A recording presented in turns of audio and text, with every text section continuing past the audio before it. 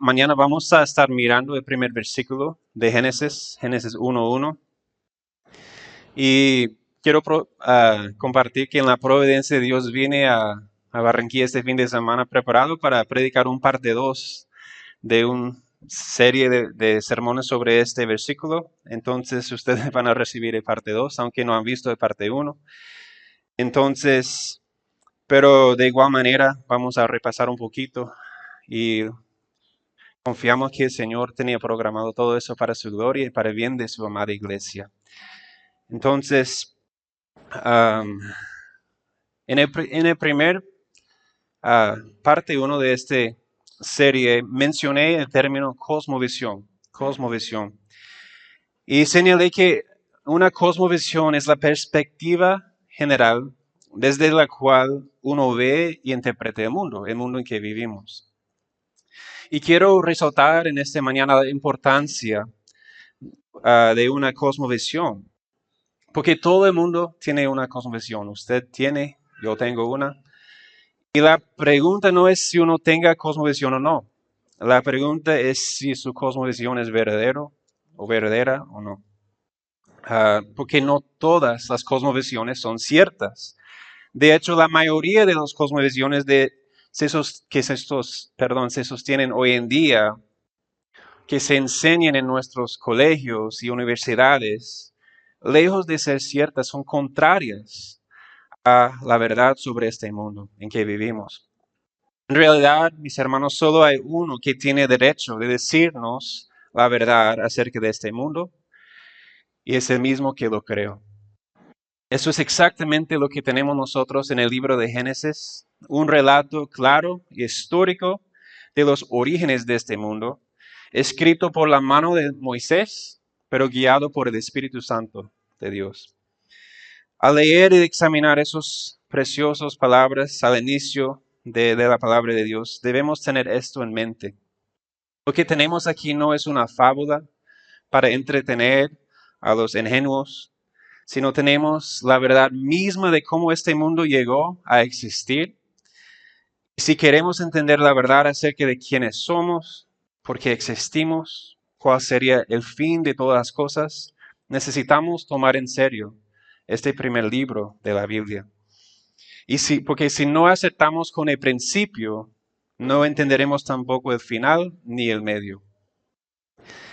Entonces, así que en esta mañana, al mirar el primer versículo del primer libro de la Biblia, vamos a dejar que la misma palabra de Dios va formando nuestra verdadera cosmovisión de este mundo. Los ruego que me acompañen en pie, por favor, en reverencia para la lectura de la palabra de Dios.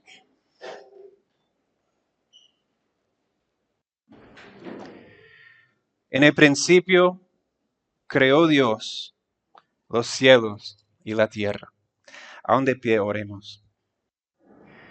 Señor y Padre, nuestro Dios eterno, nuestro Dios trino, te alabamos y te bendecimos tu santo nombre, dándole gracias por su palabra, Señor, y pidiendo tu ayuda en esta mañana, para que sea tu Espíritu iluminando y dándonos entendimiento, cambiándonos y conformándonos a la imagen de Jesucristo.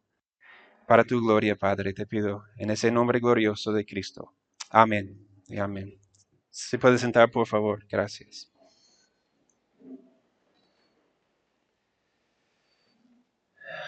En esa serie de 2 sermones, estamos buscando contestar a varias preguntas básicas sobre la creación de este mundo. Y este versículo sirve como un resumen general de toda la creación, dejando claro cuándo y cómo Dios creó todas las cosas en general. Y los siguientes versículos de Génesis van dando más detalles específicos, como sobre la creación de todas las cosas. En el parte 1, toque cuando Dios creó el mundo, los cielos y la tierra, o el tiempo de la creación. Y noté que en el principio, cuando Génesis 1:1 habla de principio, habla de comienzo absoluto de todas las cosas, fuera de Dios mismo. Antes del principio, antes del tiempo, del espacio, de la materia, solo existía Dios eternamente. También en el parte 1 empecé a mirar quién creó el Dios de la creación. Y noté varios de sus infinitos atributos que lo distinguen de su creación. Todo lo que Dios creó en el principio es finito, pero Dios es infinito. La infinitud de Dios ha sido descrito como su libertad de todas y cada una de las limitaciones del orden creado. Voy a repetir. La infinitud de Dios ha sido descrito como su libertad de todas y cada una de las limitaciones del orden creado. Dios no está limitado por el tiempo, Él es eterno. Dios no está limitado por nuestro entendimiento, es incomprensible. Dios no depende de nadie ni de nada fuera de sí mismo para su existencia. Él es eternamente autoexistente. Y todo lo que necesita lo tiene eternamente en sí mismo, independiente del orden creado. En consecuencia, es suficiente en sí mismo. No depende de nadie ni de nada fuera de sí mismo y no necesita nada ni nadie que lo ayude o lo sostenga. Más bien nosotros, las criaturas, dependemos absolutamente de Él para nuestra existencia. En Él vivimos, movemos y tenemos nuestro ser. Y nuestra existencia está sostenida en cada momento por la palabra de su poder. Él es suficiente para sus propias necesidades, pero también todas las necesidades de su creación. En esta mañana quiero continuar mirando al Dios de la creación, mientras examinamos algunos más de sus infinitos atributos, y luego veremos el cómo y el qué de la creación, o en otras palabras, la forma en que Dios creó y el contenido de lo que Dios creó en el principio. Entonces vamos a mirar en esta mañana dos atributos, brevemente la inmensidad y la omnipresencia de Dios. La inmensidad y la omnipresencia de Dios están estrechamente relacionados y son atributos de Dios que tienen que ver con su relación con el espacio. La eternidad de Dios, Él no está limitado por el tiempo, significa que Él no está limitado por el tiempo, pero aquí al ver esos atributos vemos que Él no está limitado por el espacio. Es el creador del espacio mismo, incluso de cada lugar que existe. Y ningún lugar o espacio puede contener a Dios o está fuera de los límites de Dios. La inmensidad de Dios significa que Dios está más allá de toda medida.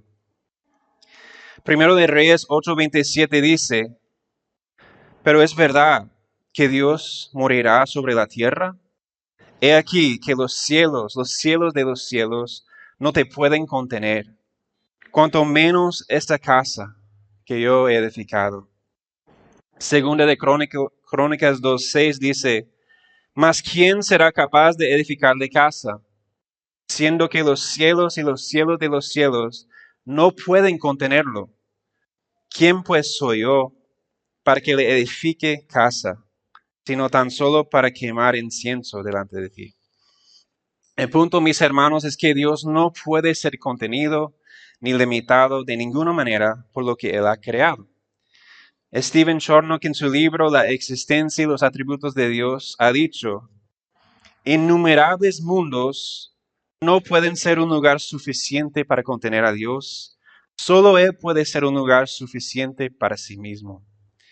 Y Agustín dijo, antes de que Dios hiciera el cielo y la tierra, antes de que hiciera a los santos, donde habitaba, Él habitaba en sí mismo. Todo el universo creado no puede contener a Dios, sino que es contenido por Dios. Dios no puede estar confinado a ningún lugar. Sin embargo, Él está siempre y plenamente en cada lugar. Y este es el atributo de su omnipresencia. Jeremías 23 a 24 dice, ¿soy yo Dios de cerca solamente? Dice Jehová, y no Dios desde muy lejos. ¿Se ocultará alguno, dice Jehová, en escondrijos que no lo vea? ¿No llené yo, dice Jehová, el cielo y la tierra? Sin embargo, Dios no es como nosotros, donde podría estar parcialmente presente en un lugar y parcialmente presente en otro. Podemos tener un pie en nuestra casa y un pie fuera de nuestra casa y así estar parcialmente presentes en dos lugares. Dios, a diferencia, está plenamente, completamente presente en todo lugar, en todo punto del espacio. Donde quiera que exista el espacio, Dios está ahí. Salmo 139, 7 al 8 dice, ¿a dónde me iré de tu espíritu? ¿Y a dónde huiré de tu presencia? Si subiere a los cielos, ahí estás tú. Y si en el Seol hiciera mi estrado, he aquí, ahí tú estás. El hecho de que Dios esté presente en todas partes no significa que Dios lo sea todo, como algunos enseñan falsamente. Esto se conoce como el panteísmo, que como si Dios fuera el universo mismo. No, Dios no es el universo, mis hermanos. Él creó el universo y Él está plenamente presente en cada punto simultáneamente. Algunos objetan a ese atributo de Dios basado en 2 de Tesalonicenses 1:9, que dice, los cuales sufrirán pena de eterna perdición, excluidos de la presencia del Señor y de la gloria de su poder. O también citan Mateo 7:23, y entonces les declararé, nunca os conocí, apartaos de mí, hacedores de maldad. Pero esos versículos no contradicen ni la inmensidad de Dios ni la omnipresencia de Dios. Simplemente hablan de la presencia especial y salvadora de Dios, donde Él manifestará para siempre su gracia y bondad a su pueblo escogido, a los que han creído en Él. Pero aquellos que continúan en su rebeldía contra Dios serán separados eternamente de la presencia especial de Dios cuando sean enviados al infierno. Pero eso no significa que Dios no estará ahí, mis hermanos. Estarán para siempre en la presencia de Dios bajo su santa ira y indignación. Apocalipsis 14:10 dice, Él también beberá del vino de la ira de Dios, que ha sido vaciado puro en el cáliz de su ira, y será atormentado con fuego y azufre delante de los santos ángeles y del Cordero. Algunas personas se oponen a la omnipresencia de Dios porque dicen que Dios no puede estar presente en la presencia del mal. No puede morar donde se practican formas groseras de maldad para que su santidad no se vea contaminada. Pero no tiene que preocuparle por eso, mis hermanos. ¿Está el sol contaminado por la maldad que se hace bajo su brillo todos los días? De ninguna manera. Así tampoco Dios está contaminada por la maldad que se hace en su santa presencia. Sin embargo, Él está ahí observando, viendo, oyendo cada pensamiento, grabando cada palabra, acción que ocurre en su creación. Y de hecho, en el día de juicio, no habrá ninguna forma de ocultarle nada de nuestro Creador. Y si esto es cierto, Dios siempre está completamente presente en cada lugar, incluso en tu habitación, cuando estás solo, cuando miras a tu teléfono o tu computador, donde quiera que estés o lo que estés haciendo, Dios está ahí presente. Entonces, mis hermanos, este atributo debe promover en nosotros arrepentimiento y también piedad. Debemos arrepentirnos y confesar nuestros pecados, como acabamos de hacer en el principio de este culto. ¿Por qué? Porque Dios sabe todo lo que hemos hecho, porque hicimos en su presencia. Debemos esforzarnos también, mis hermanos, para caminar en piedad, porque no podemos esconder nuestro pecado de nuestro Creador. Proverbios 15:3 dice, los ojos de Jehová están en todo lugar, mirando a los malos y a los buenos. Ese atributo de Dios también debe animarnos a confiar en Dios. Él siempre está presente con nosotros, incluyendo en nuestros momentos más difíciles, más oscuros, en los momentos de mayor necesidad. Salmos 34, 17 y 18 dice, claman los justos, y Jehová oye, y los libra de todas sus angustias. Cercano está Jehová a los quebrantados de corazón, y salva a los contritos de espíritu. Salmos 46:1 dice, Dios es nuestro amparo y fortaleza, nuestro pronto auxilio en las tribulaciones. En una traducción en inglés dice, es nuestro muy presente auxilio. Dios está presente con nosotros en todo momento para sostenernos, para ayudarnos, para consolarnos. También este atributo debe enseñarnos a caminar con nuestro Creador, porque Él siempre está con nosotros, donde quiera que vayamos o lo que hacemos. Aquellos de nosotros que conocemos a Dios debemos andar con Él, orar continuamente a Él, hablar con Él como nuestro Redentor, pero también como amigo. Él está con nosotros. Este atributo también debe evitar que tratemos de exaltarnos a nosotros mismos o mostrar a los demás nuestras buenas obras para que podamos recibir elogios de los hombres. Como nuestro Señor nos enseñó en Mateo 6, no necesitamos tratar de impresionar a los hombres con nuestras ofrendas, oraciones o ayunos.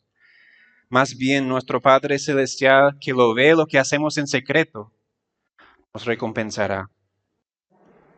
Y finalmente, este atributo debe darnos valor y audacia para vivir para la gloria de nuestro Señor en este mundo, porque Dios siempre está con nosotros para fortalecernos en cada momento. Isaías 41:10 dice, no temas, porque yo estoy contigo. No desmayes, porque yo soy tu Dios, que te esfuerzo. Siempre te ayudaré, siempre te sustentaré con la diestra de mi justicia. Gloria al Señor. Por lo tanto, mis hermanos, aunque este atributo debe hacernos temer a Dios porque Él es siempre presente y no podemos ocultarle nada de nuestras palabras, hechos, acciones o incluso pensamientos, también debe hacer que no tememos a los hombres, porque nunca nos encontrarán solos. Fuera de la presencia de Dios, y cualquiera que nos haga o nos diga algo sobre nosotros, hace daño a nosotros, ellos hacen en la santa presencia de nuestro Señor también. Hay muchos más atributos de Dios que podríamos ver, pero para ahora voy a limitarme a estos, que tienen que ver específicamente con su infinitud y su relación con la creación. Entonces vamos a seguir adelante a mirar otra pregunta básica y veamos cómo creó Dios el mundo. La palabra hebrea que se usa aquí para creó en Génesis 1:1 es bara, que significa crear. Pero más que esto, implícito en el uso de esa palabra es que Dios creó de la nada, ex nihilo. Y cada vez que se usa esa palabra en el Antiguo Testamento, se usa sin referencia a los materiales existentes que se usan en el acto de la creación. En otras ocasiones, donde ya el material existe, como por ejemplo en Génesis 2:7, cuando Dios creó vara del polvo de la tierra, no dice, que Dios creó vara del polvo de la tierra, sino dice que Dios formó yatzar del polvo de la tierra. La implicación de esto, mis hermanos, es que primero Dios creó los cielos y la tierra de la nada, ex nihilo, en su estado básico, sin forma y vacía, como deja claro en el segundo versículo de Génesis 1. Y luego, a partir de la material que Él creó de la nada, Dios procedió a formar y dar orden a su creación durante la semana de la creación. ¿Cómo creó Dios de la nada? Y la palabra es clara, es por su poderosa palabra. Como también Génesis deja claro en los siguientes versículos.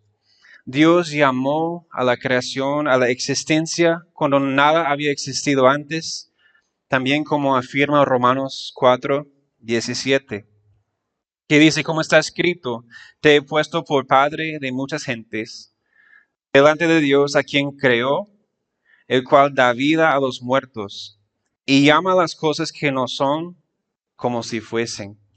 O en la Biblia de las Américas dice, llama a las cosas que no existen como si existieron. La Biblia también afirma que no fue solo por la palabra de Dios que Dios creó todo, sino también por su voluntad. Apocalipsis 4:11 dice, Señor, digno eres de recibir la gloria y la honra y el poder, porque tú creaste todas las cosas y por tu voluntad existen y fueron creadas. La Biblia también afirma que Dios creó por su poder, su sabiduría y su entendimiento. Jeremías 10:12 dice, el que hizo la tierra con su poder, el que puso en orden el mundo con su saber y extendió los cielos con su sabiduría. Gloria al Señor, mis hermanos.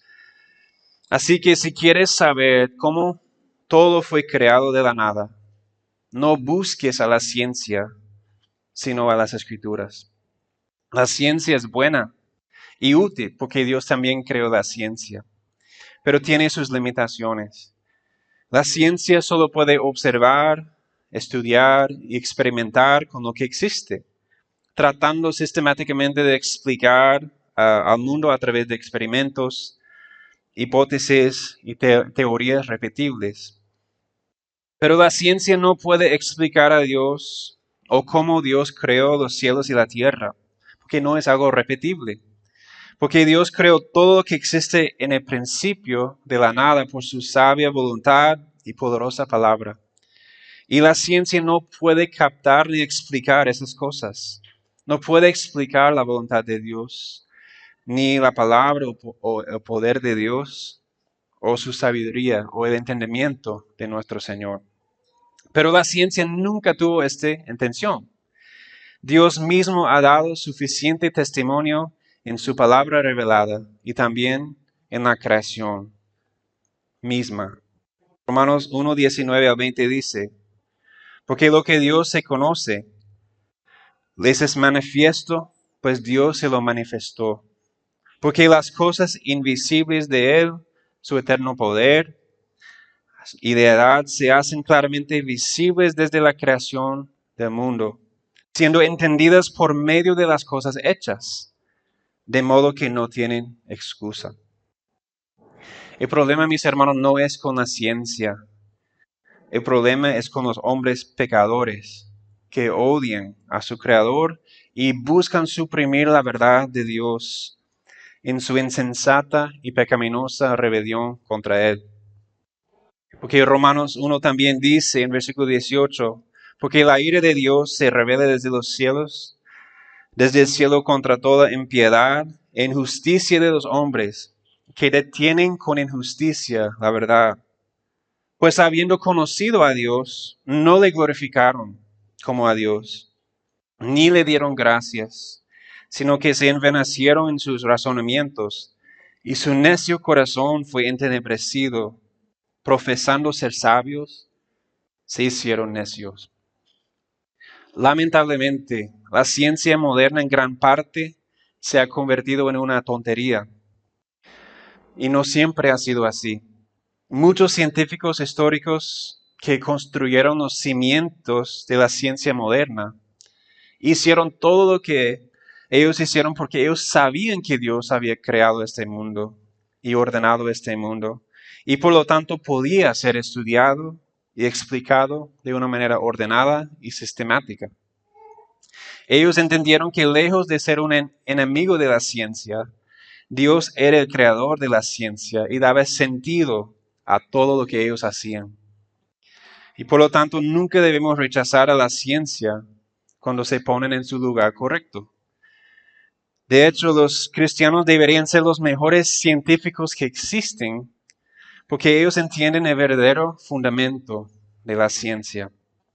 Así que por favor no admires ni eleves a los hombres que niegan a Dios y que te hablan del azar o del Big Bang o de millones de años. Esos no son personas que deben ser reverenciados entre nosotros, en nuestras sociedades, como los más sabias y eruditas entre nosotros. Más bien deben ser considerados como los necios que son.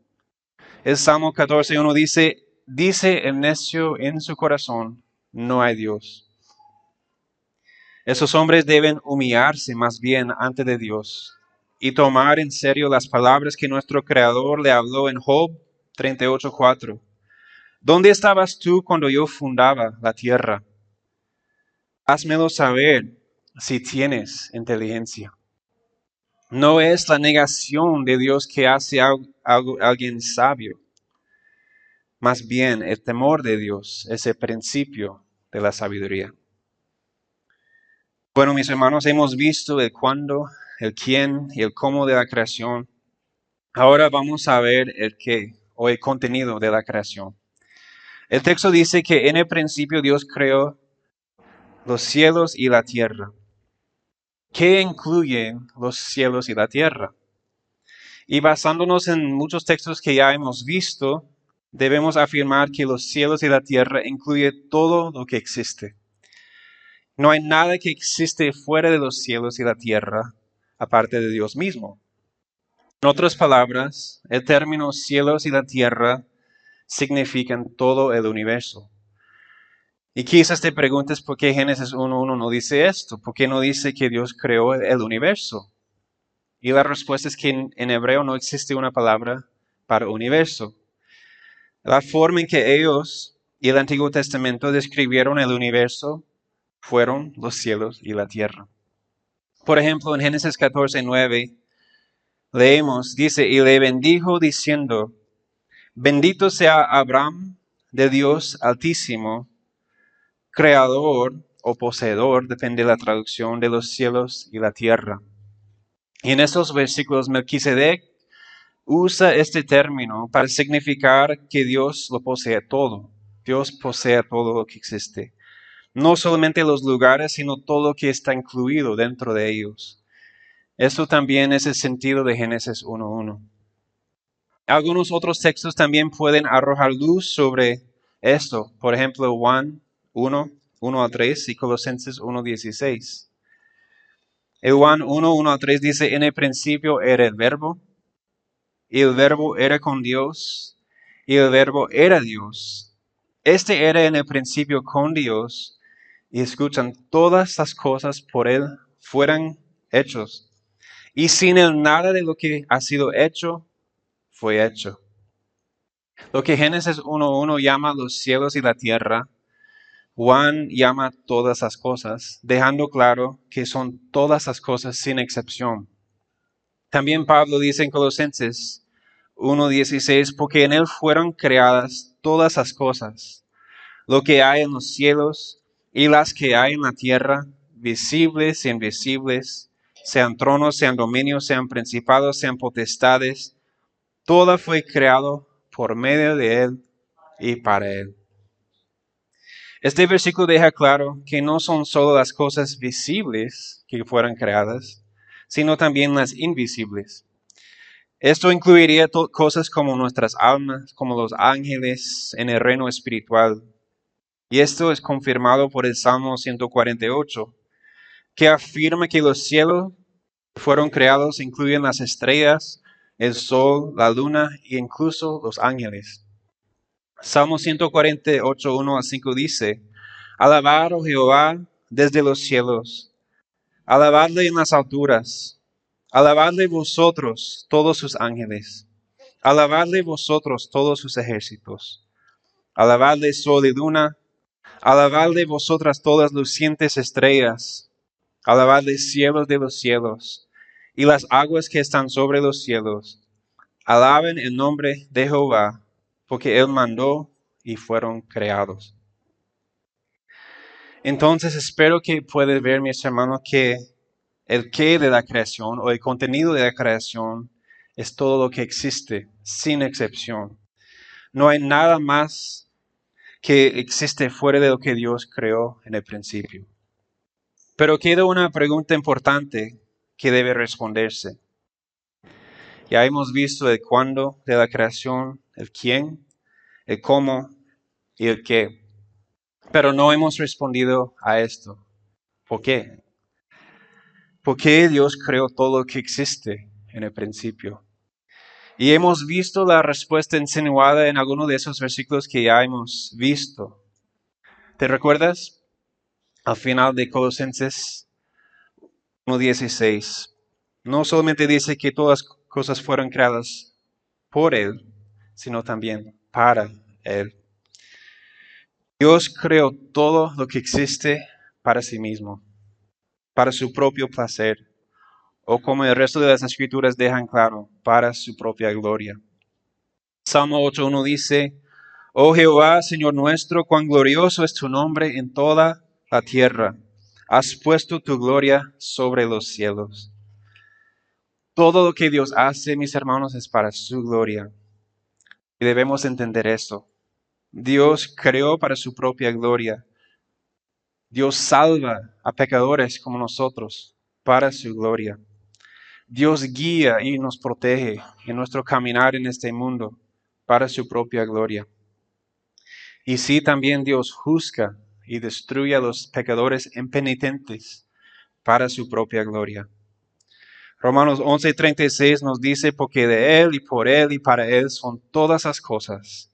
A Él sea la gloria por los siglos. Amén. Y esta es la razón por la que es un pecado terrible cambiar la verdad de Dios por la mentira, honrar y dar culto a las criaturas antes que al Creador, el cual es bendito por los siglos. Amén. Una de las maneras en que podemos proteger nuestros corazones de la idolatría es recordar que Dios es nuestro Creador y adorarlo. De hecho, las Escrituras enseñan explícitamente que esta es una de las cosas principales que distingue a Dios, al Dios verdadero, de los dioses falsos, los ídolos de las naciones. Mira lo que dice Salmos 96, 1-5. Cantar a Jehová, cántico nuevo. Cantar a Jehová toda la tierra. Cantar a Jehová, bendecid su nombre. Anunciar de día en día su salvación. Proclamar entre las naciones su gloria. En todos los pueblos sus maravillas. Porque grande es Jehová y digno de suprema alabanza. Temible sobre todos los dioses. Porque todos los dioses de los pueblos son ídolos. Pero Jehová hizo los cielos. También Jeremías 10:10-12. Mas Jehová es el Dios verdadero. Él es Dios vivo y reeterno. A su ira tiembla la tierra, y las naciones no pueden sufrir su indignación. Les diréis así: los dioses que no hicieron el cielo y la tierra, desaparezcan de la tierra y de debajo de los cielos. El que hizo la tierra con su poder, el que puso en orden el mundo con su saber, el que extendió los cielos con su sabiduría. A la luz de lo que hemos visto de la palabra de Dios en esta mañana, mis hermanos, la única respuesta adecuada de la criatura a nuestro Creador es la adoración humilde y la obediencia. Salmo 95, 3-7 dice, porque Jehová es Dios grande y Rey grande sobre todos los dioses, porque en su mano están las profundidades de la tierra y las alturas de los montes son suyas. Suyo también el mar, pues Él lo hizo, y sus manos formaron la tierra seca. Venid, adoremos y prostrémonos. Arrodillémonos delante de Jehová nuestro Hacedor, porque Él es nuestro Dios, nosotros el pueblo de su prado, las ovejas de su mano. Si conoces al Señor en esta mañana, mi hermano, mi hermana, que este sea tu respuesta a la verdad de lo que está, de que Él es nuestro Creador. De hecho, es una parte esencial de la fe salvadora creer que Dios creó los cielos y la tierra. Como dice Hebreos 11:3, dice, por la fe entendemos haber sido constituidos el universo por la palabra de Dios, de modo de lo que se ve fue hecho, de lo que no se veía. Pero si estás aquí en esta mañana y no has creído en el Señor, te ruego que no endurezcas tu corazón, sino que te vuelvas de tu pecado y creas en el Señor Jesucristo para salvación. Voy a terminar leyendo para ustedes 2 textos. Espero que pueda escuchar lo que dice la palabra del Señor a usted en esta mañana. Hechos 14:15 dice, varones, ¿por qué hacéis esto? Nosotros también somos hombres semejantes a vosotros, que os anunciamos que de esas vanidades os convertáis al Dios vivo, el que hizo el cielo y la tierra, el mar y todo lo que en ellos hay. Y Hechos 17:24-31.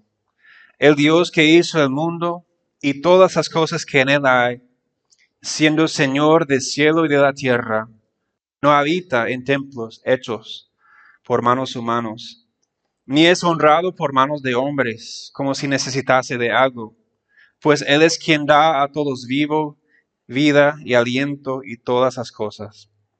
Y de una sangre ha hecho todo el linaje de los hombres, para que habiten sobre toda la faz de la tierra, y les ha prefijado el orden de los tiempos y los límites de su habitación, para que busquen a Dios, si de alguna manera palpando pueden hallarle, aunque ciertamente no está lejos de cada uno de vosotros, de nosotros, porque en él vivimos, nos movemos y somos.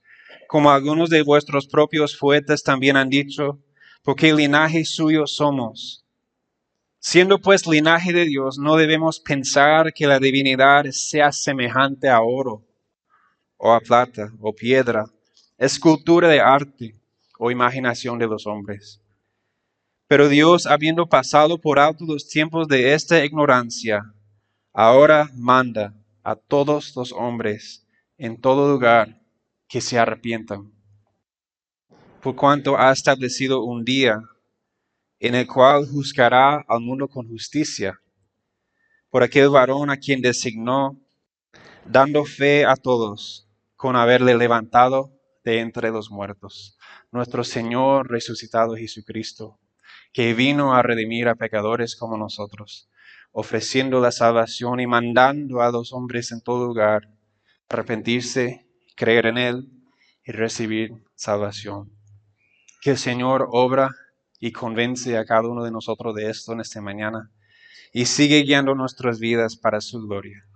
Oremos.